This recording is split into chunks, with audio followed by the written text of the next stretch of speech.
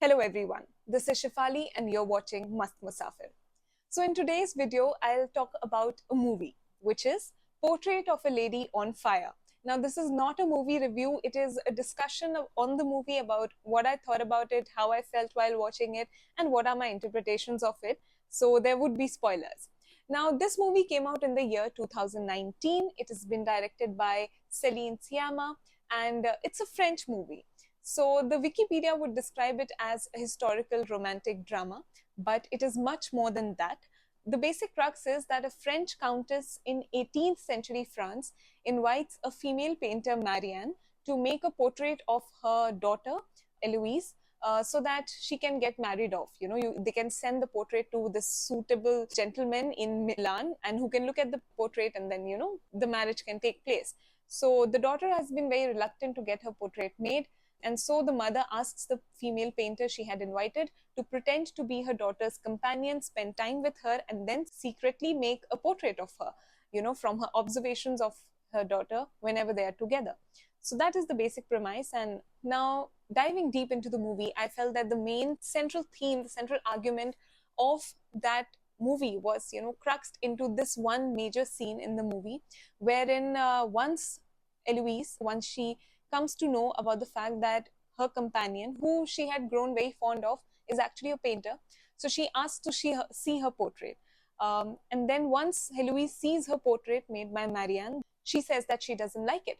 She calls the portrait lifeless. And then there is sort of a rebuke, and then the female painter says that, well, I've followed all the conventions of paintings, and after all, I made it from memory. You would not pose for me. So, whatever I remembered from our walks and the time we spent together, I made this portrait. But she's not satisfied, Eloise, and she says, well, the moments for you were fleeting, but my feelings were not fleeting. So then onwards, suggesting that this female friendship was more than that. And we know that at the outright that this movie is about a female homosexual relationship, love blossoming between two women in 18th century France, in an era where this was not even conceived of and would have been reacted to very horribly.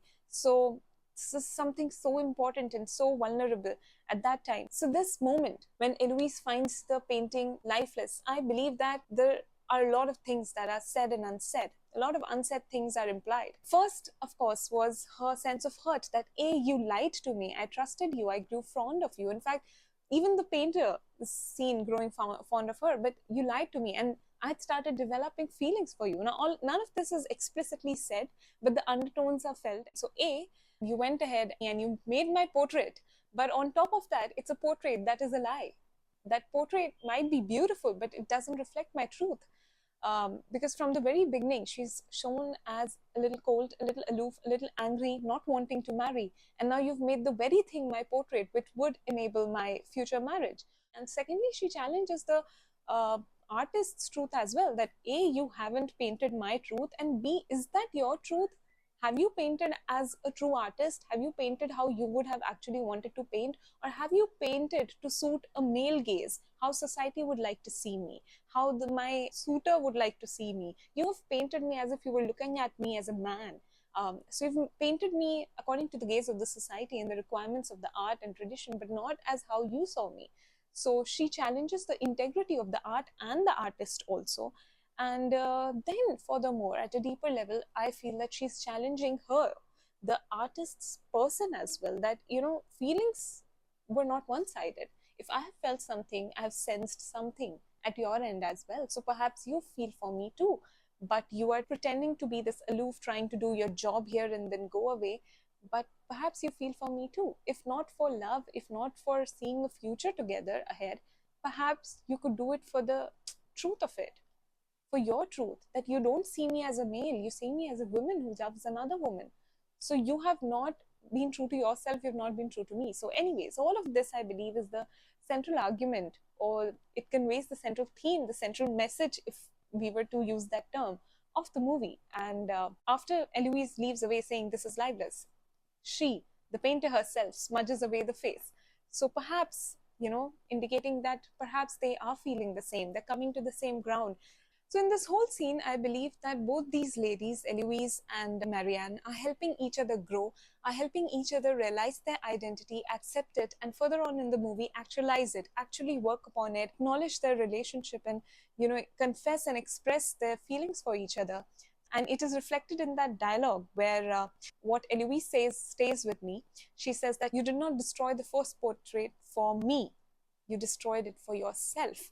So, in the destruction of that portrait was the generation or the birth of this lady who came to accept her feelings for Eloise. So, both these women, in one way or the other, for example, earlier on, Marianne asked Eloise to go on the beach alone. She says that, you walk on the beach alone without a companion, you'll feel liberty, you'll feel freedom, which Eloise did. But then eventually she comes on to say that she also felt liberty, but also felt her absence, again, confessing or indicating her feelings for her.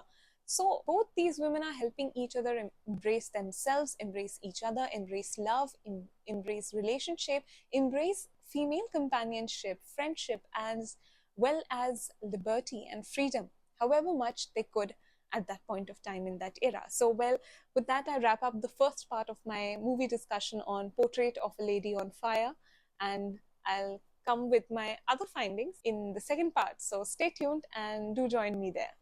Bye.